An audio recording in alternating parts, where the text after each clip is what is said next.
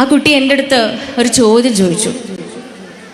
അല്ല ഡോക്ടറെ, നിങ്ങളീ പറയുന്ന കുടുംബത്തിന് വേണ്ടിയിട്ട്, ഈ ഉമ്മാക്കും ഉപ്പാക്കും വേണ്ടിയിട്ട് നമ്മളുടെ ലൈഫ് എന്തിനാ നമ്മൾ കളയണേന്ന്? നമ്മളുടെ രസം, നമ്മളുടെ ഇഷ്ടങ്ങള്, നമ്മളുടെ സ്വാതന്ത്ര്യങ്ങള് അതെന്തിനാ നമ്മൾ കളയുന്നേ? ഈ ചോദ്യം കേട്ട് എനിക്ക് തിരിച്ചവനോട് പറയാൻ മറുപടികൾ ഉണ്ടായിരുന്നില്ല. കുടുംബത്തിൻ്റെ ഇഷ്ടത്തിന് വേണ്ടി അല്ലെങ്കിൽ കുടുംബത്തിൻ്റെ ആഗ്രഹങ്ങൾക്ക് വേണ്ടി, കുടുംബത്തിന് വേണ്ടി മാത്രമാണോ നമ്മൾ ജീവിക്കുന്നത്? അടുത്ത അവൻ്റെ വാക്ക് ഇങ്ങനെയായിരുന്നു: എൻ്റെ ഉമ്മയുടെയും ഉപ്പയുടെയും അല്ലെങ്കിൽ എൻ്റെയും തീരുമാനപ്രകാരമല്ല ഞാൻ ജനിച്ചത്, അവരുടെ മകനായി ജനിക്കണമെന്ന് വിധിയായിരുന്നു. അങ്ങനെ ഞാൻ ജനിച്ചു. ഇനി മരിക്കുന്നത് വരെ ഞാൻ സ്വതന്ത്രനായി ജീവിക്കും. ആ ജീവിതം എനിക്ക് എൻ്റെ ഇഷ്ടത്തിന് ജീവിച്ചുകൂടെ എന്ന് ഫുൾ സ്റ്റോപ്പ് ഇടുന്ന സമയത്ത്, ഒരു പക്ഷേ അവിടെ ചർച്ച അവസാനിപ്പിക്കുന്ന സമയത്ത്, പ്രിയപ്പെട്ടവരെ, ഇത് എൻ്റെ അനുഭവങ്ങളിൽ ഒന്നാണ് എങ്കിൽ അടുത്ത ഒരു അനുഭവം കൂടി നമുക്ക് കേൾക്കാം. Are you ready? അപ്പോ ഒരു പക്ഷേ അവൻ ഒരിക്കലും, ഒരു മനുഷ്യൻ അവൻ്റെ ജീവിതത്തിൽ ഉപയോഗിക്കാൻ പാടില്ലാത്ത ലഹരികളൊക്കെ ഉപയോഗിച്ച് നിൽക്കുമ്പോൾ അതിൽ നിന്നും പിന്തിരിയത്തക്ക രൂപത്തിൽ അവനെ ഉപദേശിക്കുമ്പോൾ, ഒരു വേള കുടുംബത്തിന് വേണ്ടി അല്ലെങ്കിൽ മാതാപിതാക്കൾക്ക് വേണ്ടി അല്ലെങ്കിൽ ബന്ധങ്ങൾക്ക് വേണ്ടി എന്തിനാണ് ഞാൻ എൻ്റെ ഇഷ്ടങ്ങളെ മറച്ചു വെക്കുന്നത്, മാറ്റി നിർത്തുന്നത് എന്ന ആ കുട്ടിയുടെ ചോദ്യം, അത് എത്രയോ തവണ ഞാൻ കേട്ട് പഴകിയ ഒരു ചോദ്യമാണ് എങ്കിലും, പ്രിയപ്പെട്ടവരെ, നിങ്ങൾക്ക് മുൻപിൽ മറ്റൊരു അനുഭവം കൂടി ഞാൻ പറഞ്ഞു വെക്കുകയാണ്. ഒരിക്കല് ഒരു പെൺകുട്ടിയാണ് ക്ലിനിക്കിൽ കൊണ്ടുവന്നത്. അവള് ഒരു പ്രേമബന്ധത്തിലാണ് ഉള്ളത്. പക്ഷേ ഒരു തരത്തിലും മാതാപിതാക്കൾക്ക് കെട്ടിച്ചു കൊടുക്കാൻ കഴിയാത്ത, ആ കുട്ടിയെ വിവാഹം കഴിപ്പിച്ചയക്കാൻ പറ്റാത്ത ബന്ധമായിരുന്നു. അവരുടെ കാഴ്ചപ്പാടുകൾക്കോ അവരുടെ സ്വപ്നങ്ങൾക്കോ ഉതകുന്ന ഒരു ബന്ധമായിരുന്നില്ല അത്. ആ കുട്ടിയുടെ ഭാവി ജീവിതം ഒരിക്കലും സംതൃപ്തകരമായി മുന്നോട്ട് കൊണ്ടുപോവാൻ കഴിയില്ല ആ പയ്യന് എന്ന് ഉറപ്പുള്ളത് കൊണ്ട് തന്നെ ആ ബന്ധത്തിൽ നിന്നും പിന്തിരിപ്പിക്കാനാണ് അവർ ക്ലിനിക്കിലേക്ക് കൊണ്ടുവരുന്നത്. അങ്ങനെ ക്ലിനിക്കിൽ എത്തുന്ന സമയത്ത് ആ കുട്ടി 7ാം ക്ലാസ്സിൽ പഠിക്കുമ്പോൾ തുടങ്ങിയ ബന്ധമാണ് എന്നും, ഈ 7ാം ക്ലാസ് മുതൽ +2 ആ കുട്ടി പഠിച്ചുകൊണ്ടിരിക്കുന്നത്. ഈ ഒരു സമയത്തിനുള്ളിൽ എണ്ണിയാൽ തീരാത്ത അത്രയും തവണ ഈ പയ്യനുമായി കമ്മ്യൂണിക്കേഷൻ നിലനിർത്തുവാൻ, സംസാരിക്കുവാൻ വേണ്ടിയിട്ട് പലതവണയായി അവൻ പലതരത്തിലുള്ള മൊബൈൽ ഫോണുകളും ആ കുട്ടിക്ക് കൊടുത്തിട്ടുണ്ട്. ഇവയെല്ലാം വീട്ടുകാർ കണ്ടുപിടിക്കുകയും ഉപയോഗിക്കാതെ അതിൽ നിന്നും കുട്ടിയെ തടഞ്ഞു നിർത്തുകയുമാണ് ചെയ്തത്. എൻ്റെ അടുത്ത് കൊണ്ടുവരുന്ന സമയത്ത് കഴിഞ്ഞ 1 വർഷമായി നിരന്തരം ഈ പ്രവർത്തനം ഇങ്ങനെ തുടർന്നുകൊണ്ടിരുന്നപ്പോൾ വീട്ടുകാർ ഫോൺ എന്താണെങ്കിലും കിട്ടുമെന്ന് ഉറപ്പായി, അതവൾ ഉപയോഗിക്കും എന്ന് ഉറപ്പായി. അപ്പൊ പിന്നെ അതിൻ്റെ ഉപയോഗം നിർത്താൻ വീട്ടുകാർ കണ്ടെത്തിയ, അല്ലെങ്കിൽ ഉമ്മയും ഉപ്പയും കൂലംകുശമായി ചിന്തിച്ച് അവർ കണ്ടെത്തിയ ഒരു സൊല്യൂഷനാണ് വീട്ടിൽ മൊബൈൽ ഫോൺ ചാർജ് ചെയ്യാനുള്ള എല്ലാ പഴുതുകളും അടയ്ക്കുക എന്ന് പറയുന്നത്. നിങ്ങളൊക്കെ ഇവിടെ ഉണ്ടല്ലോ അല്ലേ? ഫോൺ ചാർജ് ചെയ്യാനുള്ള എല്ലാ സാഹചര്യങ്ങളും വീട്ടിലേത് അടച്ചു വെക്കുക. ചുരുക്കി പറഞ്ഞാൽ എല്ലാ പ്ലഗുകളും വീട്ടിൽ ക്ലോസ് ചെയ്യാണ്. ആ ഉമ്മ അടുക്കളയിൽ പോലും ഒരു ഇലക്ട്രോണിക് ഉപകരണങ്ങളും ഉപയോഗിക്കാതെ കഴിഞ്ഞ 1 വർഷമായി ഭക്ഷണം ഉണ്ടാക്കുകയാണ്. മിക്സി ഇല്ല, ഫ്രിഡ്ജില്ല, വാഷിംഗ് മെഷീൻ ഇല്ല, അല്ലെങ്കിൽ ഗ്രൈൻഡർ ഇല്ല. ഇങ്ങനെ തുടങ്ങിയിട്ട് യാതൊരു ഇലക്ട്രോണിക് ഉപകരണങ്ങളും ആ അടുക്കളയിലില്ല. പഴമയിലേക്ക് മടങ്ങിക്കൊണ്ട് ഇടിച്ചും അല്ലെങ്കിൽ അമ്മയിൽ അരച്ചും ഭക്ഷണം ഉണ്ടാക്കുന്ന അവസ്ഥയിലേക്ക് ആ ഉമ്മ മാറിയിരിക്കുന്നു. എന്തിനു വേണ്ടിയിട്ടാ? ആർക്ക് വേണ്ടിയിട്ടാ? സുഖ സൗകര്യങ്ങളും എല്ലാം ഉണ്ടായിട്ടും അവയെല്ലാം മറച്ചു വെച്ചത്, മാറ്റി വെച്ചത് തൻ്റെ കുഞ്ഞിൻ്റെ ഭാവി ജീവിതത്തിന് വേണ്ടിയിട്ട് മാത്രം. പലപ്പോഴും അവര് ഉപയോഗിക്കുന്നത്, വീട്ടിലെ ബാക്കിയുള്ള എല്ലാ മെമ്പേഴ്സിനും 2 മൊബൈൽ ഫോൺ മാത്രമാണ് ആ വീട്ടിലുള്ളത്. അത് സ്മാർട്ട് ഫോൺ ആയിരുന്നില്ല, ടച്ച് ഫോൺ അല്ല. ഈ ഫോണ് തൊട്ടടുത്ത തറവാട് വീട്ടിൽ പോയിട്ട് ചാർജ് ചെയ്യും. കുറേ സമയം 2 ദിവസം 3 ദിവസമൊക്കെ ചാർജ് നിൽക്കുന്ന രൂപത്തിലുള്ള മൊബൈൽ ഫോൺ. ഇങ്ങനെ എല്ലാ തരത്തിലും ആ കുട്ടിക്ക് പുറവുമായി അല്ലെങ്കിൽ ഈ പയ്യനുമായുള്ള ബന്ധം സ്റ്റോപ്പാക്കാൻ വേണ്ടി കഴിഞ്ഞ ഒരു വർഷക്കാലം ഈ വീട്ടുകാർ ശ്രമിച്ചുകൊണ്ടിരിക്കുമ്പോഴും എൻ്റെ അടുത്ത് കൊണ്ടുവരുന്നതിൻ്റെ 2 ദിവസം മുൻപേ ഈ കുട്ടിയുടെ കയ്യിൽ നിന്നും വീണ്ടും മൊബൈൽ ഫോൺ കിട്ടുകയാണ്. ആ കുട്ടിയുടെ കയ്യിൽ നിന്നും കിട്ടിയതല്ല, ശരീരത്തിൽ ഒളിപ്പിച്ചു വെച്ചതായിരുന്നു. ആ കുട്ടിക്ക് യൂട്രസുമായി ബന്ധപ്പെട്ട് ഗർഭപാത്ര സംബന്ധമായ ഒരു അസുഖം ഉണ്ടായത് കാരണം തൊട്ടടുത്ത ഹോസ്പിറ്റലിലുള്ള ഗൈനക്കോളജിസ്റ്റിനെ കാണിക്കാൻ വേണ്ടിയിട്ട് പോവാണ്. അങ്ങനെ ഗൈനക്കോളജിസ്റ്റ് നടത്തിയ പരിശോധനയിലാണ് മൊബൈൽ ഫോൺ ഒളിപ്പിച്ചു വെച്ചത് കാണുന്നത്. അങ്ങനെ ഈ മൊബൈൽ ഫോണ് എങ്ങനെ ചാർജ് ചെയ്തു എന്ന ചോദ്യത്തിന് അവൾ നൽകിയ മറുപടി എങ്ങനെയായിരുന്നു? ഓരോ പ്ലഗും ഓപ്പൺ ചെയ്താൽ അവൾ തുറന്നു കഴിഞ്ഞാൽ അറിയുന്ന രൂപത്തിലാണ് വാപ്പ എന്തൊക്കെയോ ടെക്നോളജിയൊക്കെ ഉപയോഗിച്ച് ക്ലോസ് ചെയ്ത് വെച്ചിരിക്കുകയാണ് എല്ലാ പ്ലഗുകളും. ഇവള് പ്ലഗ് മുഴുവനായും പറിച്ചെടുത്ത് അതിനുള്ള എക്യുപ്മെന്റ് ഒക്കെ ആ പയ്യൻ അവൾക്ക് കൊണ്ടുപോയി കൊടുത്തിരുന്നു. പ്ലഗ് മുഴുവനായും അതിൻ്റെ ആണിയടക്കം പറിച്ചെടുത്ത് അതിൻ്റെ ഉള്ളിൽ വെച്ചിട്ടാണ് മൊബൈൽ ഫോൺ ചാർജ് ചെയ്തിരുന്നത്.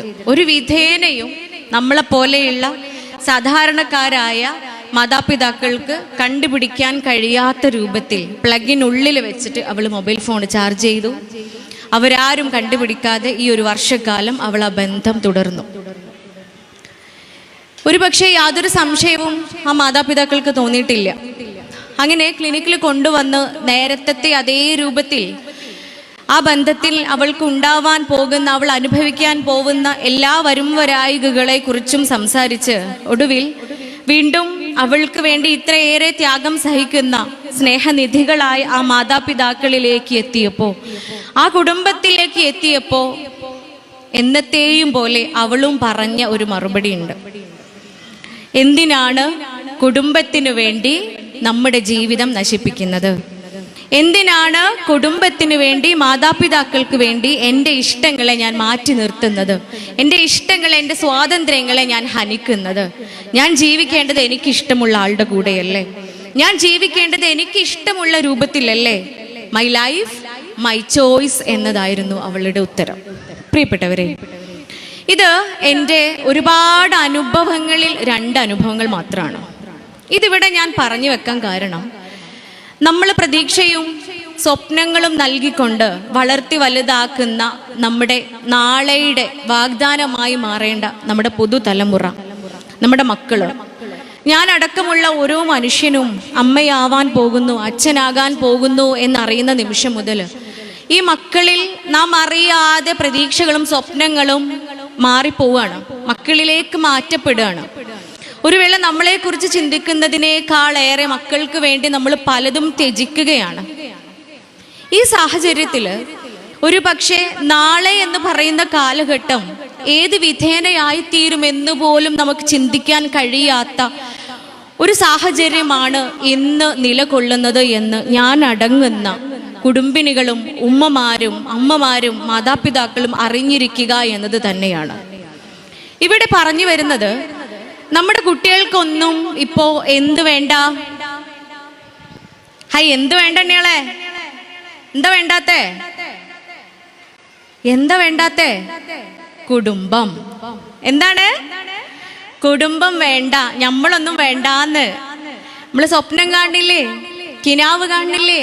നമ്മളിങ്ങനെ താലോലിച്ച് വളർത്തുന്നില്ലേ? ഈ പൊന്നോമന മക്കൾക്ക് നമ്മളെ വേണ്ട എന്ന് പറയുന്നൊരു നിമിഷത്തെക്കുറിച്ച് നിങ്ങൾ ചിന്തിക്കുന്നുണ്ടോ? ആ വാദത്തിൻ്റെ പേരാണ് ലിബറലിസം എന്ന് പറയുന്നത്. ഒരുപക്ഷെ നിങ്ങളൊക്കെ കേട്ടവരായിരിക്കും. ലിബറലിസം എന്ന് വെച്ചാൽ എന്താ? What is liberalism? മോശാണേ. ലിബറലിസത്തെ കുറിച്ച് കേട്ട ആരെങ്കിലും ഉണ്ടെങ്കിൽ ഒന്ന് കൈപോക്കി കാണി. ഒരാളാണെങ്കിലും പൊക്കാം. ഒരാളോ 2 ആളും ഇവിടെ കേട്ടിട്ടുണ്ട്. എന്തിനാ നിങ്ങൾക്ക് ഇത്ര നാണം? നമ്മൾ കേൾക്കണട്ടാ. കാരണം നമ്മളുടെ മക്കളില്ലേ, നമ്മളുടെ മുന്നിൽ ഓടുന്ന നമ്മുടെ മക്കള്, നമ്മൾ മാതൃകയായി മാറേണ്ട നമ്മുടെ മക്കള്, ആ മക്കളുടെ ജീവിതത്തിന്റെ മൊഡ്യൂളാണ് അല്ലെങ്കിൽ മോട്ടോയാണ്, അവരുടെ മുദ്രാവാക്യമാണ് ഈ ലിബറലിസം എന്നിരിക്കെ ഒരു വേള നമ്മൾ അതിനെക്കുറിച്ച് കേൾക്കുകയെങ്കിലും വേണ്ടേ പ്രിയപ്പെട്ടവരെ? നമ്മളുടെ കുട്ടികളുടെ വാദം എന്ന് പറയുന്നത് ലിബറലിസമാണ്, അഥവാ സ്വതന്ത്രവാദമാണ്. ദേ വോണ്ട് ഫ്രീഡം. അവർക്ക് എന്താ വേണ്ടത്? സ്വാതന്ത്ര്യമാണ് വേണ്ടത്. എന്താണ് അതിനെക്കുറിച്ച് കുറച്ചും കൂടെ കൂടുതൽ നമുക്ക് മനസ്സിലാക്കാം. ഈ ലിബറലിസത്തിന്റെ ലോകത്തെ ഏറ്റവും ശക്തനായ ബുദ്ധിജീവി എന്നറിയപ്പെടുന്ന ഒരു വ്യക്തിയുണ്ട്. അയാളുടെ പേര് യോഹാൻ നോഹ ഹരേര എന്നാണ്. യുവാൽ നോഹ ഹരേര. ഇദ്ദേഹം ഏകദേശം 42-45 പ്രായം മാത്രമുള്ള ഒരു ബുദ്ധിജീവിയാണ്. ഇദ്ദേഹത്തിന്റെ 3 വളരെ ഫേമസ് ആയ 3 ഏറ്റവും കൂടുതൽ വിറ്റഴിക്കപ്പെട്ട 3 പുസ്തകങ്ങളുണ്ട്. അതിൽ ഒന്നാമത്തെ പുസ്തകം ഹോമോ സാപ്പിയൻസ് എന്നാണ്. രണ്ടാമത്തെ പുസ്തകം 21 ലെസൺസ് ടു 21st സെഞ്ചുറി. മൂന്നാമത്തെ പുസ്തകം the lesson to the mankind, the explanation to the mankind എന്നാണ്. ഈ 3 പുസ്തകങ്ങളിലും പ്രധാനമായും പറഞ്ഞു വെക്കുന്നത്, നമ്മൾ മനുഷ്യന്മാരെ ആഗ്രഹിച്ചാലും ഇല്ലെങ്കിലും, നമ്മളെ മനസ്സിൽ കരുതിയാലും ഇല്ലെങ്കിലും 2300 ആവുമ്പോഴത്തേക്കും കുടുംബം എന്ന് പറയുന്ന സംവിധാനം ഇവിടെ ഇല്ലാതെയാകും. കുടുംബം എന്ന് പറയുന്ന ആ അവസ്ഥയുണ്ടല്ലോ, അത് നമ്മുടെ ഭൂമിയിൽ ഇല്ലാതെയാവുകയാണ്, ആയിക്കൊണ്ടിരിക്കുകയാണ് എന്നാണ് ആ പുസ്തകത്തിൽ, ഈ 3 പുസ്തകങ്ങളിലും ആകെ മൊത്തം പറഞ്ഞു വെക്കുന്നത്. അതിനെക്കുറിച്ച് വീണ്ടും പറയുന്നുണ്ട്, ഏകദേശം 20-30 വർഷങ്ങൾ കൊണ്ട് നാം അടങ്ങുന്ന മനുഷ്യന്റെയൊക്കെ സന്തോഷത്തിന്റെ ഇൻഡെക്സ് എന്ന് പറയുന്നത്, അല്ലെങ്കിൽ സന്തോഷത്തിന്റെ അളവ് കോല് എന്ന് പറയുന്നത്, അത് ലഹരി പദാർത്ഥങ്ങളുടെ ഉപയോഗത്തിനനുസരിച്ചും അതിൻ്റെ ലഭ്യതയ്ക്ക് അനുസരിച്ചും കൂടെ ഏതാണിനെയും പെണ്ണിനെയും മറ്റേതൊരാണിനും പെണ്ണിനും എങ്ങനെയും ഉപയോഗിക്കാം എന്നതിനനുസരിച്ചുമായിരിക്കും. ഇനി ഈ പറയുന്ന കാര്യങ്ങൾ അത് നാളെയല്ലേ, അല്ലെങ്കിൽ 10-20 കൊല്ലമൊക്കെ കഴിഞ്ഞിട്ടല്ലേ എന്ന് വായിക്കുന്ന ഞാനോ നിങ്ങളോ ചിന്തിക്കുന്നുണ്ട് എങ്കിൽ, അതിലേക്ക് എത്തിക്കൊണ്ടിരിക്കുകയാണ് നമ്മൾ. വേഗം ആ ലക്ഷ്യത്തിലേക്ക് നമ്മളുടെ നാട്, നമ്മളുടെ മക്കള്, നമ്മളുടെ കുടുംബം ഓടിക്കൊണ്ടിരിക്കുകയാണ് എന്നതിനുള്ള കുറച്ച് തെളിവുകളാണ് നമ്മൾ ഇന്നിവിടെ എടുത്ത് പരിശോധിക്കാൻ പോകുന്നത്. പ്രിയപ്പെട്ടവരെ, ഈ മക്കളൊക്കെ കുടുംബം വേണ്ട, അല്ലെങ്കിൽ എന്തിനാണ് ഉമ്മ ഉപ്പ സഹോദരങ്ങള് അതുമായി ബന്ധപ്പെട്ടുള്ള നാം ഒതുങ്ങിക്കൂടേണ്ട ആ ഒരു കുടുംബം എന്തിനാണ് എന്ന ചോദ്യത്തിന് പിറകില് ഒരു പക്ഷേ കുടുംബത്തിനകത്ത് നിന്നാൽ, കുടുംബത്തിനുള്ളിൽ നിന്ന് കഴിഞ്ഞാൽ, ആ ബന്ധത്തിന്റെ ആഴം ഉള്ളിലേക്ക് ഇറങ്ങിക്കഴിഞ്ഞാൽ, ഈ സ്വതന്ത്രവാദം എന്ന് പറയുന്ന അതിമനോഹരമായ, വളരെ മനോഹരമായ ആകർഷണീയത നിറഞ്ഞ ഈ തിയറിയിലേക്ക് എനിക്ക് എത്തുവാനോ ആസ്വദിക്കുവാനോ കഴിയുകയില്ല എന്നത് തന്നെയാണ്. ഇനി എന്താണ് ലിബറലിസം എന്ന് നമുക്ക് നോക്കാം. സ്വതന്ത്രവാദം എന്ന് പറഞ്ഞാൽ 2 തത്വങ്ങളാണ് അതിലൂടെ നിലനിർത്തപ്പെടുന്നത്. ഒന്നാമത്തത് ഫ്രീഡമാണ്, സ്വാതന്ത്ര്യമാണ്. രണ്ടാമത്തത് ഇക്വാലിറ്റിയാണ്. ഫ്രീഡം എന്താണ്? സ്വാതന്ത്ര്യം എന്ന് വെച്ചാൽ എന്താ? എന്തിനുമുള്ള സ്വാതന്ത്ര്യം, എന്തിനുമുള്ള, എല്ലാത്തിനുമുള്ള സ്വാതന്ത്ര്യം നിങ്ങൾക്ക് കിട്ടുന്നുണ്ടാവും. ഒരു മനുഷ്യന് ഇഷ്ടമുള്ള എന്തും ചെയ്യാനുള്ള സ്വാതന്ത്ര്യം. അവിടെ നന്മയുണ്ടോ തിന്മയുണ്ടോ? ഇല്ല. അവിടെ ധാർമ്മികതയുണ്ടോ അധാർമികതയുണ്ടോ? ഇല്ല. നല്ലതെന്നോ ചീത്തതെന്നോ ഇല്ലാതെ ഒരു മനുഷ്യന് തോന്നുന്ന എന്തും ചെയ്യാനുള്ള സ്വാതന്ത്ര്യമാണ് ഇവർ ഉദ്ദേശിക്കുന്ന ഈ ഫ്രീഡം എന്ന് പറയുന്നത്. ഇനി ഇക്വാലിറ്റി എന്ന് പറയുന്നത് എന്താ? ഇന്ത്യയിലെ ഇക്വാലിറ്റി എന്താ? തുല്യത. ആര് തമ്മിലുള്ള തുല്യത? ആണും പെണ്ണും തമ്മിലുള്ള തുല്യത. ആണിനും പെണ്ണിനും തുല്യമായ അവകാശങ്ങൾ, ആണിനും പെണ്ണിനും തുല്യമായ സ്വാതന്ത്ര്യങ്ങൾ, ആണിനും പെണ്ണിനും തുല്യമായ രീതികൾ. അങ്ങനെയാണോ നാദാപുരംകാരെ? അങ്ങനെയാണോ? എന്തേ അല്ലാത്ത? എവിടെ അല്ലാത്തത്? നിങ്ങളൊക്കെ അല്ലാന്ന് പറഞ്ഞു കുറേ പേര്. ഞാനൊരു ചോദ്യം ചോദിക്കട്ടെ. ഒരാണിന് പറ്റുന്ന എല്ലാ കാര്യങ്ങളും നമ്മൾ പെണ്ണുങ്ങൾക്ക് പറ്റുമോ? ഏതാ പറ്റാത്തത്? എല്ലാം പറ്റൂലേ?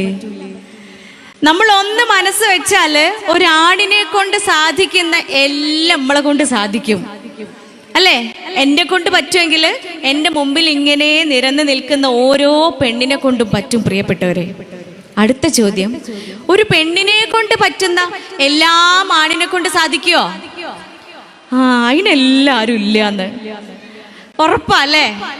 ഇല്ലേ? പറ്റുമോ? നൗഷാദക്ക പറയാണ് എന്ത്? ഞാൻ നൗഷാദക്കാന്റെ കൂടെ ഇരിക്കുമ്പോ ഞാൻ നൗഷാദക്കാനോട് പറയാ, അല്ല നൗഷാദക്ക, വലുതിനെ ഞാൻ പറ്റില്ലേ, രണ്ടാമത്തെ നിങ്ങൾ പെറ്റാളിന്ന്.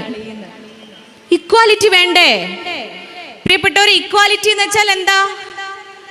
സമത്വമാണ്. ഈക്വൽ ആവണം, ഒരുപോലെ ആവണം. അപ്പൊ വല്യോൻ ആര് പറ്റൂ? ഞാൻ പറ്റൂ. പെറ്റു എന്ന് പറഞ്ഞപ്പോ നിങ്ങൾക്ക് മനസ്സിലായില്ലേ? നാദാപുരത്തും പെറ്റു തന്നെയല്ലേ പറയാ? ഇല്ല, നിങ്ങളൊക്കെ മുഖം കണ്ട് പറയാത്ത പോലെ ഇരിക്കുക. ഞാൻ പ്രസവിച്ചു. അപ്പൊ രണ്ടാമത്തേന് ആര് പ്രസവിക്കട്ടെ? നൗഷാദക്ക പ്രസവിക്കട്ടെ. നടക്കണ കാര്യ? ഞാൻ പറയാ, വല്യോന് ഞാനല്ലേ പാല് കൊടുത്തത് 2 വയസ്സ് വരെ. എത്ര പ്രയാസം ഉണ്ട് അല്ലേ? ഇല്ലേ? പെറ്റ ഉടനെ നേഴ്സ് വന്ന് പറയണ ഒരു കാര്യമുണ്ട്, 2 മണിക്കൂർ കൂടുമ്പോ പാല് കൊടുക്കണം കേട്ടോന്ന്. പെറ്റ വേദനയും സഹിച്ച് കിടക്കുക. സ്വതന്ത്രമായിട്ട് നമുക്കൊന്ന് കിടന്നുറങ്ങാൻ പറ്റുമോ? ഇല്ല. അപ്പോഴാ നേഴ്സ് വന്ന് തോണ്ടി പറയണേ 2 മണിക്കൂറിന്റെ മുമ്പേ പാല് കൊടുക്കണം, അല്ലെങ്കിൽ കുട്ടിക്ക് ഡീഹൈഡ്രേഷൻ വരും, കുട്ടിക്ക് മഞ്ഞപ്പിത്തം വരും, കുഞ്ഞിന് പ്രശ്നമാണ്. 2 മണിക്കൂർ കൂടുമ്പോ ഉണരാന് നമ്മൾ അലാറം വെക്കലുണ്ടായിരുന്നോ? അലാം വെക്കുവോ? വേണ്ട. ഒരു അലാറത്തിന്റെയും സഹായം ഇല്ലാതെ, ഒരാളും തട്ടി വിളിക്കാതെ 2 മണിക്കൂർ ആവുന്നതിന്റെ മുൻപേ ഞാനും നിങ്ങളും എഴുന്നേറ്റിട്ടുണ്ട്. കുഞ്ഞിന് പാലൂട്ടിയിട്ടുണ്ട്. 2 വയസ്സ് വരെ പ്രയാസങ്ങൾക്ക് മേൽ പ്രയാസം സഹിച്ചുകൊണ്ട് കുഞ്ഞിന് പാലൂട്ടിയെങ്കിൽ രണ്ടാമത്തേന് പറയാണ്, നൗഷാദക്ക ഇത് നിങ്ങൾ പാലുകൊടുത്തോളീന്ന്. ഇക്വാലിറ്റി വേണോ? ഇല്ലേ? ഒന്നാമത്തോന് നമ്മളല്ല പാലുകൊടുത്തേ, ഞാനല്ല പാലുകൊടുത്തേ. അതുകൊണ്ട് രണ്ടാമത്തേന് നൗഷാദക്ക പാല് കൊടുക്കട്ടെ. കയ്യോ പ്രിയപ്പെട്ടവരെ? നടക്കുവോ? നടക്കൂല. 10 മാസം കൊണ്ട് നടക്കാൻ കഴിയൂല എന്ന് മാത്രല്ല, അത്രയും വെയിറ്റ് ഉള്ള ഒരു കല്ല് വയറ്റത്ത് വെച്ചാൽ പോലും ഓർക്ക് എണീറ്റെന്ന് നമ്മൾ ചെയ്തതുപോലെ വീട്ടു ജോലികളും ചെയ്ത് നമ്മളുടെ ദൈനംദിന കാര്യങ്ങളും ചെയ്ത് മുന്നോട്ട് പോകാൻ പറ്റാത്ത സാഹചര്യമാണ് എങ്കിൽ നിങ്ങൾ ഓർക്ക് കാണും പെണ്ണും തുല്യരാണോ? തുല്യരാവാൻ പറ്റുമോ?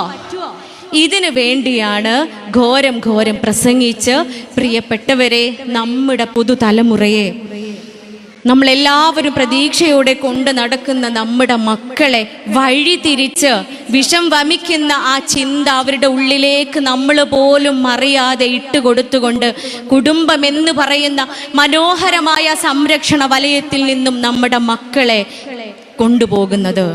അവിടെ അവരെ പിടിച്ചു നിർത്തണമെങ്കിൽ പുറത്ത് നോക്കിയാൽ ഈ ലിബറലിസമാണ്, അവിടെ ഫ്രീഡമാണ്, സ്വാതന്ത്ര്യമാണ് അല്ലേ? എന്താ എനിക്ക് ഈ വസ്ത്രം ഇട്ടാ കുഴപ്പം? എന്താ ഞാനും ആണുങ്ങളുടെ പോലെ പുറത്തേക്ക് ഇറങ്ങി നടന്ന പ്രശ്നം? എന്താ ഞാനും നട്ടപ്പാതിരക്ക് മുറ്റത്ത് കൂടെ നടന്ന, അങ്ങാടി കൂടെ നടന്നാലുള്ള പ്രശ്നം? എന്താ പ്രശ്നം? ഇവിടെ പ്രയാസപ്പെടുന്നതും അനുഭവിക്കുന്നതും മുഴുവൻ സ്ത്രീകളാണ് എന്നാണ് കാലം നമുക്ക് മുൻപിൽ തെളിയിച്ചു തരുന്നത്. നിങ്ങൾ ആലോചിച്ച് നോക്കൂ, ഹേമ കമ്മിറ്റി റിപ്പോർട്ട് വന്നു.